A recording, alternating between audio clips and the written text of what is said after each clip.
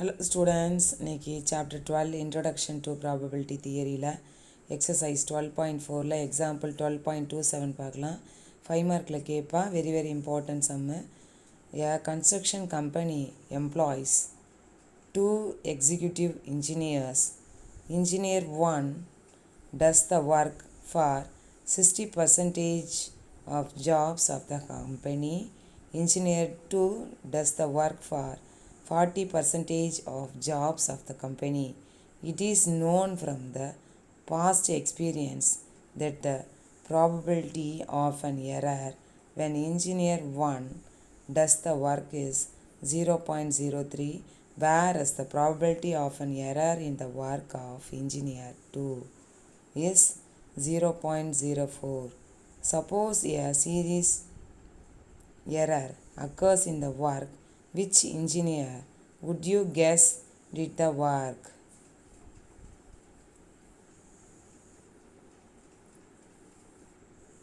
கட்டிடம் கட்டும் நிறுவனத்தில் 2 செயற்பொறியாளர்கள் பணியில் அமர்த்தப்பட்டுள்ளனர். நிறுவனத்தின் 60% மற்றும் 40% வேலைகளை முறையே செயற்பொறியாளர் 1 மற்றும் செயற்பொறியாளர் 2 வேலைகள் முறையே செயற்பொறியாளர்கள் 1 செயற்பொறியாளர் 2 செய்கிறார்கள். முன் அனுபவத்தை பொறுத்து செயற்பொறியாளர்கள் 1 செயற்பொறியாளர்கள் 2 வேலை செய்வதில் தவறு இழைப்பதற்கான நிகழ்தகவு 0.03 0.04. தற்போது நடைபெறும் கட்டுமான பணியில் ஒரு மோசமான தவறு நிகழ்வதாக கொண்டால் எந்த செயற்பொறியாளர் தவறு இழைத்திருக்கக்கூடும் என்பதை யூகிக்கவும். இன்ஜினியர் 1 இருக்காங்கல்ல, அவங்கள A1ம் இன்ஜினியர் 2 A2ன்னு எடுத்துக்கலாம்.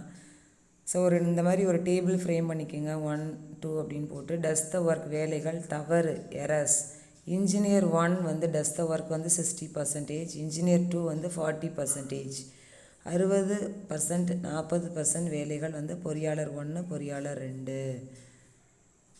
ஸோ இன்ஜினியர் 1ல் 60% போடுங்க, இன்ஜினியர் 2ல் 40% போடுங்க. எரர்ஸ் அவங்க தவறு இழைப்பதற்கு வந்து என்ன கொடுத்துருக்காங்கன்னா 0.03 அண்ட் 0.04 அப்படின்னு கொடுத்துருக்காளா.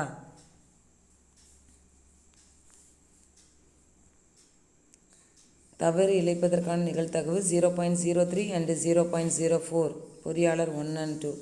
ஸோ அதுக்கு நேராக அதை எழுதிக்கிங்க.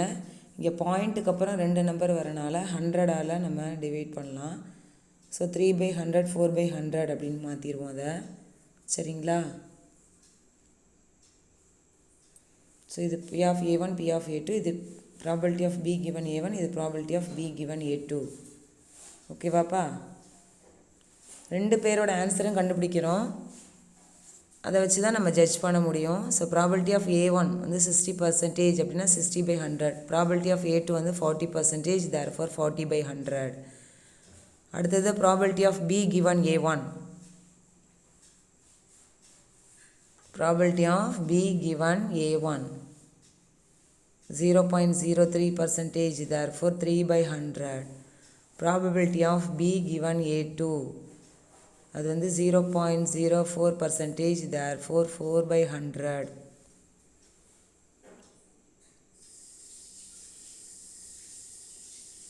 ஸோ இன்ஜினியர் 1க்கு என்ன பார்ப்போம், இன்ஜினியர் 2க்கு என்னன்னு பார்க்கலாம். So probability of A1 given B கண்டுபிடிக்கிறோம், அப்புறம் A2 given Bயும் கண்டுபிடிக்கிறோம். ரெண்டுத்தோட ரிசல்ட்டை வச்சு யார் வந்து அதிகமாக தவறு செஞ்சுருக்காங்க, யார் வந்து குறைவாக தவறு செஞ்சுருக்காங்க அப்படின்னு ஜட்ஜ் பண்ணுறோம். So probability of A1 given B is equal to probability of A1 into probability of B given A1 divided by probability of A1 into probability of B given A1 plus probability of A2 into probability of B given A2. probability of A1 அப்படிங்கிறது 60/100, B given A1ங்கிறது 3/100 whole divided by probability of A1 60/100 into போடணும் 3/100 plus 40/100 into 4/100.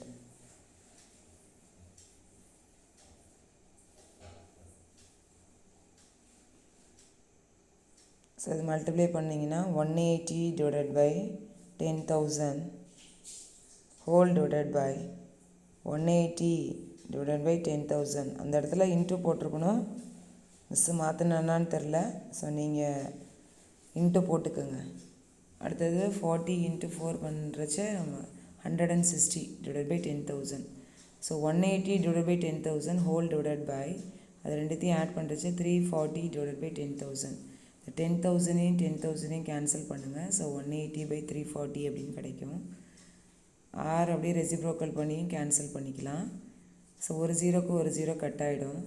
So 18 by 34 அப்படின்னு கிடைக்குது. அதை divide பண்ணுறச்ச 9 by 17 கிடைக்கும். 2ஆல் divide பண்ணியாச்சு. So probability of A1 given Bங்கிறது 9 by 17. அடுத்தது நமக்கு செகண்ட் இன்ஜினியர், ரெண்டாவது இன்ஜினியரை பற்றி கண்டுபிடிக்க போகிறோம். Probability of A2 given B.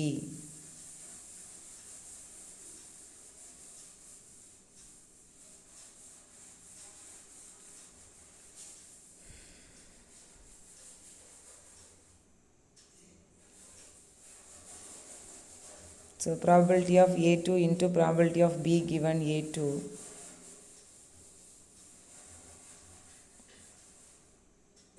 Whole divided by probability of A1 into probability of B given A1 plus probability of A2 into probability of B given A2.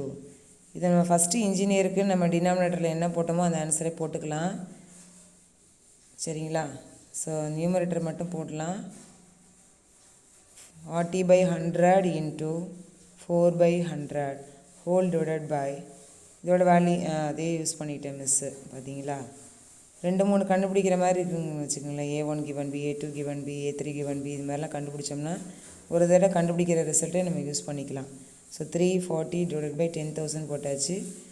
So நியூமரேட்டரில் பார்த்தீங்கன்னா 160 divided by 10,000 divided by 340 divided by 10,000.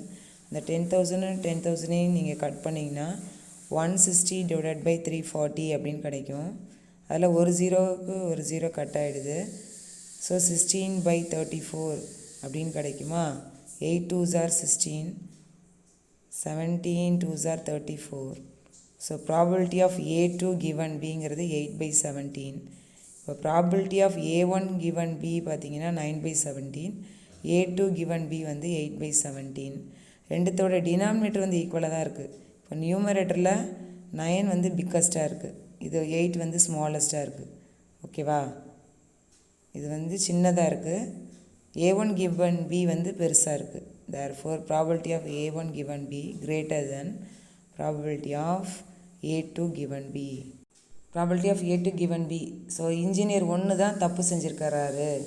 since probability of A1 given B greater than probability of A2 given B, the chance of error done by engineer 1 is greater than the chance of error done by engineer 2. Therefore, one may guess that the serious error would have been be done by engineer 1. ஓகேவா? engineer 1 தான் தப்பு செஞ்சுருக்கிறாரு. probability of A1 given B greater than probability of A2 given B என்பதால் செயற்பொறியாளர் 1 தவறிழைத்ததற்கான நிகழ்தகவு செயற்பொறியாளர் 2 தவறிழைத்ததற்கான நிகழ்தகவை விட அதிகமாக இருப்பதால் இன்ஜினியர் 1 தான் பெருசுன்னு சொல்லிட்டோம். ஏன்னா அதோட நியூமரேட்டர் தான் பெருசாக இருந்துச்சு. வேலையில் ஏற்பட்ட தவறை செயற்பொறியாளர் 1 இழைத்திருக்கக்கூடும். இப்போ செயற்பொறியாளர் 1 தான்ப்பா தப்பு செஞ்சுருக்காரு. தேங்க்யூ.